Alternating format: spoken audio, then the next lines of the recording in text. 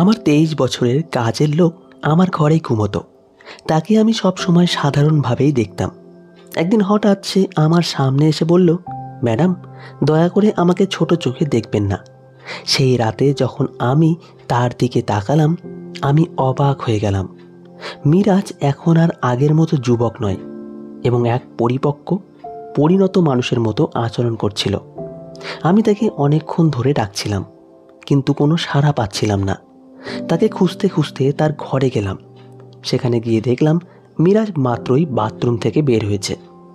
প্রথমবারের মতো তাকে এমনভাবে দেখলাম। মিরাজের শরীর ছিল খুব ফর্সা ও সুন্দর।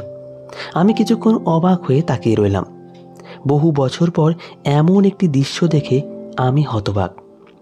আমি এক দৃষ্টিতে তার দিকে তাকিয়েছিলাম। তারপর আমি মিরাজকে, আমার নাম অর্পিতা, আমি 35 বছরের হলেও আমি আমার শরীরের অনেক যত্ন নিতাম, তাই আমার বয়স বেশি মনে হতো না। যখন মিরাজ আমার বাড়িতে থাকতে শুরু করলো, আমার জীবনে ধীরে ধীরে পরিবর্তন আসতে লাগলো। প্রথমে ভেবেছিলাম মিরাজ ছোট এবং কিছুই বোঝে না, কিন্তু তার আসল চরিত্র আমার সামনে ধরা পড়ল। 23 বছরের একটি ছেলে যে আমার মতো 35 বছরের একজন নারীর জীবনে আনন্দ বয়ে আনতে পারে তা ভাবিনি। মিরাজ গ্রামের বাড়ি থেকে আনা একজন তরুণ, আমার 1.5 বছরের সন্তান, নাম পলাশ। তাকে সে যত্ন নিত এবং আমার বাড়িতেই থাকতো। আমি বিয়ে না করেই মা হয়েছিলাম। আমার প্রেমিক বিয়ের প্রতিশ্রুতি দিয়ে প্রতারণা করেছিল। যখন আমি গর্ভবতী হলাম, তার বাড়িতে গিয়ে দেখি সে অন্য একজনকে বিয়ে করেছে। তা দেখে গর্ভের সন্তানকে নষ্ট করার ইচ্ছে হয়েছিল, কিন্তু তখন অনেক দেরি হয়ে গিয়েছিল। আমি প্রায় 6 মাসের গর্ভবতী ছিলাম। শেষমেশ আমি সন্তানকে রাখার সিদ্ধান্ত নেই। আমার বাবা মা আমাকে ও আমার সন্তানকে গ্রহণ করতে অস্বীকার করেছিলেন, তাই আমি একা থাকতে শুরু করি। কয়েক মাস আগে দাদার 40তম জন্মদিনে গ্রামের বাড়ি গিয়েছিলাম। শুধুমাত্র দাদুই আমার ছেলেকে ভালোবাসে কোলে তুলে নিয়েছিলেন। একদিন ফোনে কথা বলতে বাইরে গিয়েছিলাম। ফিরে এসে দেখি আমার ছেলে পলাশ বাড়ির এক কাজের লোকের সঙ্গে খেলছে। কাজের লোকটি নিজেকে পরিচয় দিয়ে বলল, সে মিরাজ। সে একটা ভালো কাজ খুঁজছিল এবং আমার সন্তানের যত্ন নেওয়ার প্রস্তাব দিলে শহরে আসতে রাজি হয়। অনুষ্ঠান শেষে আমি মিরাজকে সঙ্গে করে আমাদের বাড়িতে নিয়ে আসি। মিরাজ আমাদের বাড়িতে এসে সন্তানের যত্ন ও ঘরের কাজে সাহায্য করতে লাগলো।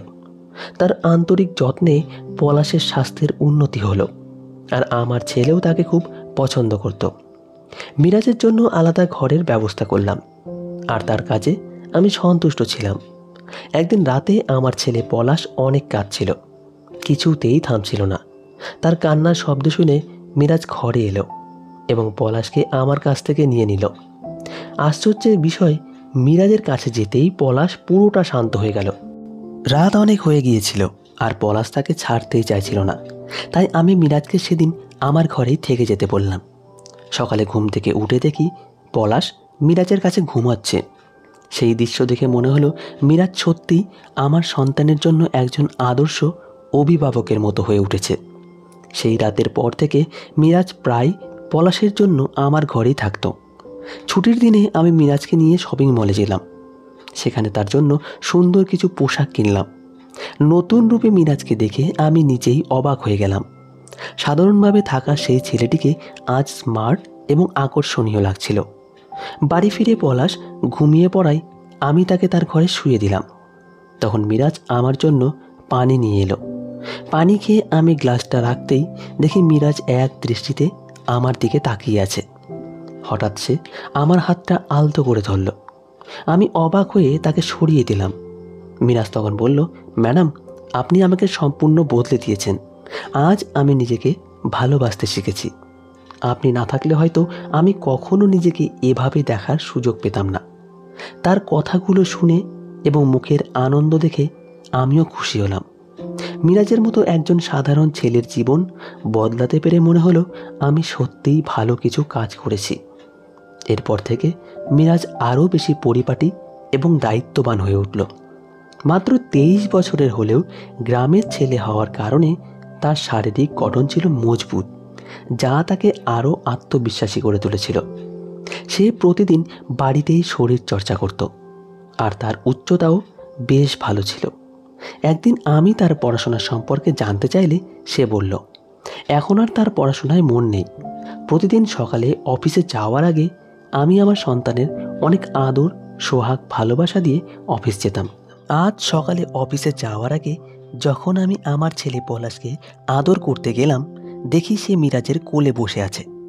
হঠাৎ আমার ছেলে পলাশ মুখটা ঘুরিয়ে নেয়, আর আমার মুখ অজান্তেই মিরাজের গালে স্পর্শ করে। আমি কিছুটা অপ্রস্তুত হয়ে পড়েছিলাম এবং দ্রুত মিরাজের কাছে ক্ষমা চাইলাম। ঘটনাটি আমাকে অস্বস্তিতে ফেললেও মিরাজ পুরো বিষয়টি সহজভাবে গ্রহণ করল। আমি দ্রুত মিরাজের কাছে ক্ষমা চেয়ে অফিসে চলে গেলাম। সন্ধ্যায় বাড়ি ফিরে দেখি মিরাজ পলাশকে খাইয়ে ঘুম পাড়িয়ে দিয়েছে। আমি তখনও মিরাজের চোখে চোখ রাখতে পারছিলাম না। এরপর আমরা একসঙ্গে রাতের খাবার খেয়ে নিলাম। খাওয়ার পর আমি আমার ঘরে গিয়ে মাথা ব্যথার ওষুধ খেলাম। তবে ওষুধ খাওয়ার পরও মাথার ব্যথা কমছিল না, তাই মাথা ধরে চুপচাপ বসে রইলাম। কিছুক্ষণ পরে মিরাজ ঘরে এলো। আমাকে এমন অবস্থায় দেখে সে উদ্বিগ্ন হয়ে জানতে চাইল কি হয়েছে। সব কথা শোনার পর মিরাজ ধীরে ধীরে আমার মাথায় মালিশ করতে শুরু করলো। তার মালিশের জন্য ব্যথা যেন একটু একটু করে দূর হতে লাগলো। কিছুক্ষণের মধ্যে ব্যথা অনেকটা কমে গেল, আর আমি ধীরে ধীরে গভীর ঘুমে তলিয়ে গেলাম। সেই রাতে আমার খুব ঘুম ভালোই লাগছিল। পরের দিন আমাদের অফিসে একটা অনুষ্ঠান ছিল। আমি ঠিক করেছিলাম যে সেদিন সুন্দর পোশাক সাজবো। আমি শাড়ি পরেছিলাম, কিন্তু জামার পিছনের গিফট বাঁধতে গিয়ে বেশ অসুবিধায় পড়েছিলাম। আমার কোনো সহায়তা ছিল না, তাই আমি ঘরে কাজ করা মিরাজকে ডেকে গিট বাঁধতে বললাম। সে সুন্দর করে গিটটা বেঁধে দিল। আমি বিষয়টাকে গুরুত্ব দিইনি, কারণ তখন আমার কাছে আর কোনো উপায় ছিল না। প্রস্তুত হয়ে যখন আমি বের হতে যাচ্ছিলাম, তখন মিরাজ আমাকে থামিয়ে দিল। মিরাজ ঘর থেকে কাজল নিয়ে এসে আমার বাম কানের পেছনে লাগিয়ে বলল, ম্যাডাম, এখন আপনাকে আর কেউ নজর দিতে পারবে না। আপনাকে সত্যিই খুব সুন্দর লাগছে। আপনি এমনিতেই অনেক সুন্দর, আর আজকে আরও সুন্দর লাগছে। তার কথা শুনে আমি হেসে ফেললাম এবং বাইরে বেরিয়ে পড়লাম। সেদিন সন্ধ্যায় যখন আমি বাড়ি ফিরলাম, তখন আমার সঙ্গে আমার এক বান্ধবী এবং তার বন্ধু ছিল। সেদিন মিরাজ অসাধারণ খাবার তৈরি করেছিল। আমার বান্ধবী রিক্তা সিদ্ধান্ত নিয়েছিল যে সে আগামী 3 দিন আমার বাড়িতে থাকবে, আর তার বন্ধু বিপুল আমাদের সঙ্গে 2 দিন কাটাবে। পরের রাতে মিরাজ খাবার তৈরি করে রিক্তা এবং বিপুলকে খাওয়ার জন্য ডাকলো, কিন্তু তারা নিজেদের ঘরে বসে পানীয় খাচ্ছিল। রিক্তা অনেকটাই খেয়ে ফেলেছিল এবং ভাত খাওয়া ছাড়াই ঘুমিয়ে পড়েছিল, আর বিপুল এসে আমাদের সঙ্গে খাবার টেবিলে বসে খেতে শুরু করলো। খাওয়ার সময় বিপুল হঠাৎ আমাকে উদ্দেশ্য করে বলল, অর্পিতা, তুমি তো রিক্তার থেকেও সুন্দর। তার এই কথা শুনে মিরাজ রাগী দৃষ্টিতে তাকালো এবং কিছু না বলেই খাওয়া শেষ করে নিজের ঘরে চলে গেল। বিপুল চলে যাওয়ার পর মিরাজ আমার কাছে এসে বলল, ম্যাডাম, আপনার এই ধরনের বন্ধুরা আমার ভালো লাগছে না। তখন আমি তাকে ধমক দিয়ে বললাম, আমি তোকে পরিবারের সদস্যের মতো মনে করি। এর মানে এই নয় যে তুই আমার অতিথিকে নিয়ে কথা বলবি। তোর কাজ বাড়িতে আসা অতিথিদের সেবা করা, সেটাই করবি। আমাকে শেখানোর চেষ্টা করার দরকার নেই। আমি রাগ করে আমার ঘরে চলে এলাম। যদিও মিরাজকে ধমক দিয়েছিলাম, তবুও সে আমার জন্য পানি নিয়ে এলো। আমি ওষুধ খেয়ে শুয়ে পড়লাম। সেদিন রাতে মিরাজ আমার ঘরে ঘুমোতে আসেনি বলে মনে হচ্ছিল, কিন্তু সকালে ঘুম ভাঙতেই দেখি সে আমার পাশে শুয়ে আছে। ঘুম থেকে উঠতেই দেখি রিক্তা আমার পাশে দাঁড়িয়ে আছে, তার মুখে বিরক্তির ছাপ। মিরাজকে ডাকা হলো, আর তার হাত রিক্তার ওড়নাটা দিয়ে বাঁধা ছিল। রিক্তা ক্ষুব্ধ কণ্ঠে বলল, তোমার এই গ্রাম্য কাজের লোকটা আমার বন্ধুর হাত ভেঙে দিয়েছে। মিরাজ শান্তভাবে মাথা নেড়ে বলল, ম্যাডাম, আমি কিছুই করিনি। রাতে বিপুল সাহেব মদ্যপান অবস্থায় ছিলেন, সম্ভবত ভারসাম্য হারিয়ে পড়ে গিয়েছিলেন। আমি কেন তার উপর হাত তুলতে যাব? রিক্তার আচরণ তখনও অস্বাভাবিক লাগছিল। মিরাজ আমার হয়ে তাদের কাছে ক্ষমা চাইল। কিছুক্ষণ পর রিক্তা আর বিপুল রাগ করে সেখান থেকে চলে গেল। এরপর মিরাজ আবার আমার কাছে ক্ষমা চাইতে শুরু করলো। আমি জানতাম মিরাজ কোনো ভুল করেনি। সেদিন আমি ছুটি নিয়েছিলাম, কারণ কয়েকদিন ধরে খুব ব্যস্ত ছিলাম। ভাবলাম আজ একটু নিজের জন্য সময় বের করব। সকালে নাস্তা করার পর আমি আবার ঘুমিয়ে পড়লাম। আমার ছেলে পলাশও আমার সঙ্গে ঘুমিয়ে পড়েছিল। ঘুম থেকে উঠে মনে হলো এক কাপ চা খুব দরকার। আমি মিরাজকে ডেকে চা বানানোর জন্য বললাম। আমি তাকে অনেকক্ষণ ধরে ডাকছিলাম, কিন্তু তার কোনো সাড়া পাচ্ছিলাম না। তাকে খুঁজতে খুঁজতে আমি তার ঘরে গেলাম। সেখানে দেখলাম মিরাজ মাত্র স্নান ছেড়ে বাথরুম থেকে বেরিয়ে এসেছে। আমি প্রথমবারের মতো তাকে এমনভাবে দেখলাম। মিরাজের শরীর ছিল খুব ফর্সা ও শক্তিশালী। আমি অবাক হয়ে তাকিয়ে রইলাম। বহু বছর পর আমি কোনো সুন্দর যুবককে এভাবে দেখলাম। আমি এক দৃষ্টিতে তাকিয়েছিলাম। আমার যেন চোখ সরছিল না। এই মুহূর্তে মিরাজ আমাকে ডাক দিল। তখন দেখি সে শার্ট পরে আমার সামনে দাঁড়িয়ে আছে, কিন্তু আমি তখনও তাকিয়ে আছি, যেন আমার মনোযোগ ছিল অন্য কোথাও। মিরাজ আমার চোখের সামনে হাতের তালি বাজালো। আমার হুঁশ ফিরল। আমি তাকে বললাম, আমার জন্য এক কাপ চা বানিয়ে দাও। আজকের দিনটা আমি নিজের জন্য একটু আলাদা করে রেখেছিলাম। দুপুরবেলা নিজের ঘরে আরাম করে বসে ত্বকের যত্ন নিতে শুরু করলাম। আমি তখন ম্যাক্সি পরেছিলাম এবং একটু হাঁটাহাঁটি করছিলাম। হাঁটাহাঁটি করার সময় হঠাৎ একটু গরম চাপিয়ে পড়ে যায়, যার ফলে আমার পায়ের ত্বক পুড়ে যায়। ব্যথায় তীব্রতায় আমার মুখ দিয়ে শব্দ বেরিয়ে এলো। সে শব্দ শুনে মিরাজ দ্রুত ঘরে এসে হাজির হলো। সে এসে খুব সাবধানে পুড়ে যাওয়া অংশ থেকে গরম চা সরিয়ে দেয় এবং সেখানে ক্রিম লাগিয়ে দেয়।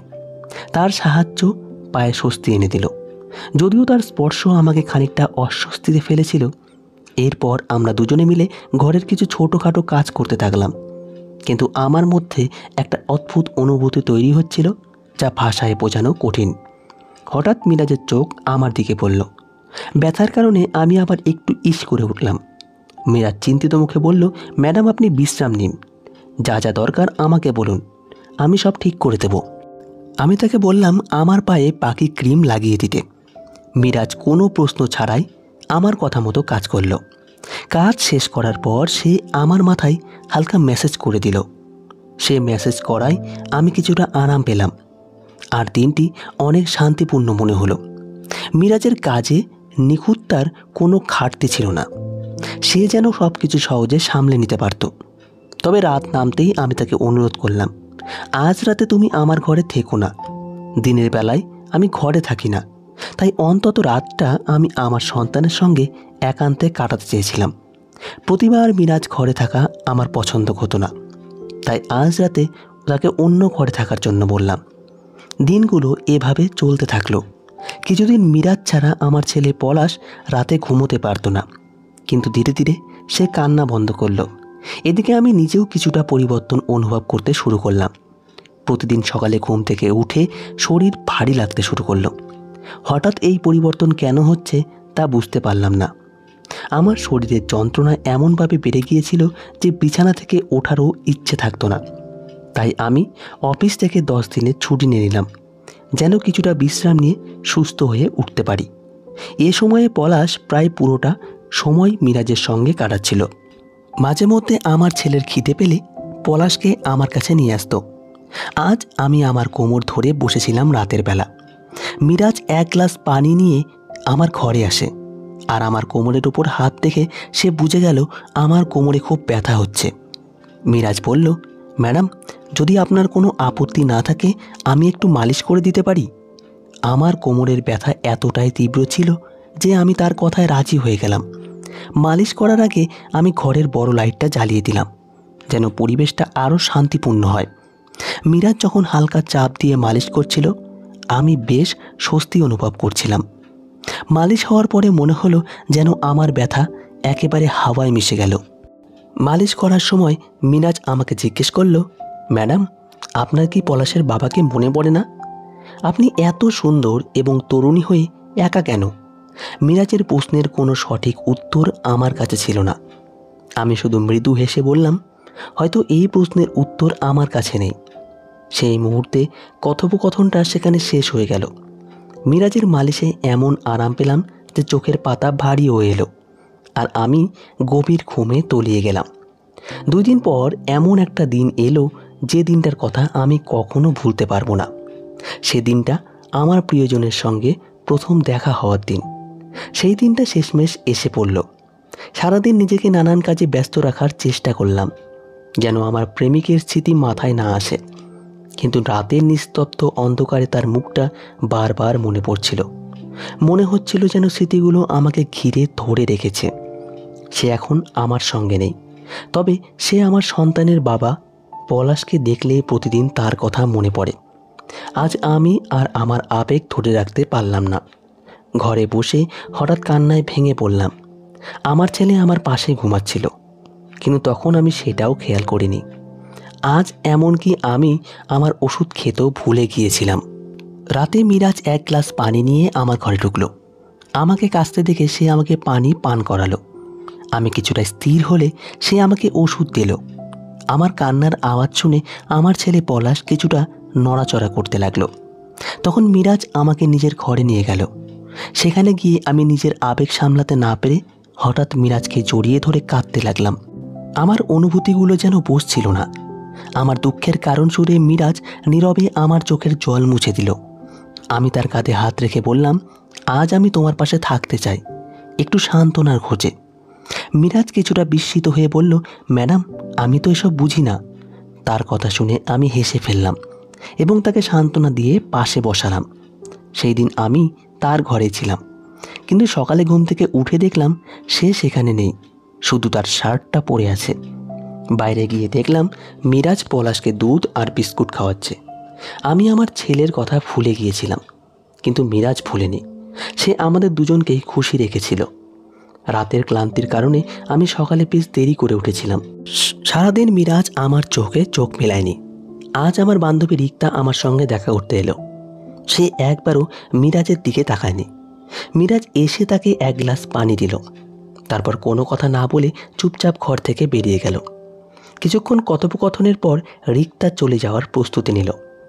যাওয়ার সময় রিক্তা বলল, তোমার কাজের ছেলেটাকে যত দ্রুত সম্ভব বিদায় করো। বাইরে থেকে যতটা নিরীহ মনে হয় সে আসলে ততটা নয়। রিক্তার কথাগুলো আমি বিশেষ গুরুত্ব দিলাম না। সব কিছু আগের মতোই চলছিল। রাতের খাবার শেষে মিরাজ আমার ঘরে এক গ্লাস পানি নিয়ে এলো। সে পলাশকে ঘুম পাড়িয়ে দিয়েছিল। আজ পলাশ দোলনায় ঘুমাচ্ছিল আর মিরাজ তার দেখাশোনা করছিল। আমি ঘরের লাইট বন্ধ করে ঘুমিয়ে পড়লাম। কিছুক্ষণ পর পলাশের কান্নার শব্দে আমার ঘুম ভেঙে গেল। আমি বিছানা থেকে উঠতে যাচ্ছিলাম, তখনই হঠাৎ করে তার কান্নার আওয়াজ থেমে গেল। তারপর আমি ঘরের দরজা খোলার শব্দ শুনলাম। চুপচাপ লক্ষ্য করছিলাম। মিরাজ ধীরে ধীরে ঘরে ঢুকে আমার কাছে এসে দেখার চেষ্টা করছিল আমি ঘুমিয়ে আছি কিনা। হঠাৎ সে আমার মোবাইলটা তুলে নিল। দ্রুত লাইট জ্বালিয়ে আমি জেগে থাকতে দেখে মিরাজ হতভম্ব হয়ে গেল। মোবাইলটা তার হাত থেকে কেড়ে নিয়ে জিজ্ঞেস করলাম, মিরাজ, এ কী করছো? এত রাতে তুমি এখানে কি করছো? সে কিছু না বলে চলে যেতে চাইল, কিন্তু আমি তাকে থামালাম। আমার বান্ধবী রিক্তা একদিন আমাকে একটি ভিডিও দেখিয়েছিল, যেখানে মিরাজ কাঞ্চনের সঙ্গে মারপিট করছিল। ঘটনাচক্রে কাঞ্চনের মোবাইলের ক্যামেরায় সেই দৃশ্য রেকর্ড হয়েছিল। সেই ঘটনার পর থেকে আমি মিরাজের ওপর নজর রাখতে শুরু করি। একদিন মিরাজকে ডেকে বললাম, সত্যি বলো, কেন কাঞ্চনের উপর হাত তুলেছিলে? মিরাজ চুপ থেকে উত্তর দিল, ম্যাডাম, সেদিন কাঞ্চন মদ্যপান অবস্থায় আপনার ঘরে ঢুকে খারাপ কিছু করার চেষ্টা করছিল, তাই আমি ওকে মারলাম। আমি অবাক হয়ে বললাম, ঠিক আছে, কিন্তু তুমি আমার পানিতে ঘুমের ওষুধ কেন মেশাচ্ছিলে? আজ নিজেই দেখেছি তুমি যা চেয়েছিলে আমি তোমাকে দিয়েছি। এখন তোমার কাজ শেষ, তুমি তোমার গ্রামে ফিরে যাও। আমার কথা শুনে মিরাজ শান্ত কণ্ঠে বলল, ম্যাডাম, আপনি যা ভাবছেন তা সম্পূর্ণ ভুল। হ্যাঁ, আমি জানতাম আপনি মানসিকভাবে বিপর্যস্ত। আপনি ঘুমাতে পারেন এমন কিছু বেশ চা বানিয়েছিলাম, কিন্তু সেটা আপনাকে কোনো ক্ষতি করার জন্য নয়। কয়েকদিন আগে আমি দেখেছিলাম আপনি ফোনে কারোর সঙ্গে কথা বলছিলেন। তখন আমি বুঝতে পারি আপনি আবারও আপনার সেই পুরনো প্রেমিকার সঙ্গে দেখা করার পরিকল্পনা করছেন। সেই দেখা আপনার নিজের বাড়িতেই হওয়ার কথা ছিল। আমি এটা আটকাতে চেয়েছিলাম, কারণ আমি নিশ্চিত ছিলাম যে সেই ব্যক্তি এখনও আপনাকে প্রতারণা করছে। সে আপনাকে মিথ্যা বলছে, আর আমি চেয়েছিলাম আপনি এর থেকে রক্ষা পান। সে আপনার সাথে মিথ্যা সম্পর্ক গড়ে তুলেছে। তার উদ্দেশ্য আপনার সন্তানকে আপনার কাছ থেকে দূরে সরিয়ে নেওয়া। তার স্ত্রী সন্তান জন্ম দিতে অক্ষম, তাই সে আপনার সাথে ঘনিষ্ঠ হতে চাইছে। সে আপনাকে জানায়নি যে তার স্ত্রীকে এখনও সে তালাক দেয়নি, আর সব কিছুই আপনার কাছে গোপন রেখেছে। আমি অবাক হয়ে মিরাজকে জিজ্ঞেস করলাম, তুমি এসব জানলে কিভাবে? তুমি কে? মিরাজ হেসে বলল, আপনার বাবা সাহেব আমাকে আপনার ছবি দেখিয়েছিলেন। তখনই প্রথম আপনাকে ভালো লাগে, কিন্তু তিনি বলেছিলেন আপনি বিয়ে করতে চান না। সেই সময় আমরা একটি পরিকল্পনা করি। আপনার জীবনে প্রবেশ করার জন্য আমি এখানে এসেছিলাম। তবে এখানে এসে বুঝলাম অনেকেই আপনাকে ভুল উদ্দেশ্যে কাছে টানতে চায়। তাই আমি আপনার সুরক্ষায় মনোযোগ দিই। মিরাজ আসলে 23 নয়, 30 বছরের, এবং সে একটি ভালো চাকরিতে ছিল। সে যা বলেছিল সব সত্যি প্রমাণিত হয়েছে। তার সততা ও ভালোবাসা আমাকে মুগ্ধ করেছে। পুরনো প্রেমিকের প্রতারণার হাত থেকে বেঁচে গিয়ে আজ আমি নিশ্চিন্ত। মিরাজ, যার আসল নাম বীরেন, তার সঙ্গে খুব সুখী। সে শুধু একজন সৎ জীবনসঙ্গী নয়, আমার সন্তানের জন্য দায়িত্বশীল বাবা। আমার বাবার জন্যই আজ আমি নতুন পরিবার শুরু করতে পেরেছি। সত্যিকারের ভালোবাসা কখনো আপনাকে একা ছেড়ে যাবে না। সম্পর্ক টিকিয়ে রাখতে কোনো কারণ লাগে না, কিন্তু ভাঙার জন্য অজুহাতই যথেষ্ট ছিল। তাই বলবো সবাইকে, সম্পর্ক করার আগে একবার অবশ্যই যাচাই করে নেবেন। তো বন্ধুরা, আজকের ভিডিওটি এই পর্যন্তই। পরবর্তীতে আরও সুন্দর সুন্দর গল্প পেতে একটা লাইক দিয়ে গল্পকথা চ্যানেলটিকে সাবস্ক্রাইব করে সাথে থাকবেন। দেখা হবে পরের কোনো নতুন ভিডিওতে। সেই পর্যন্ত সবাই সুস্থ থাকুন। ধন্যবাদ সকলকে।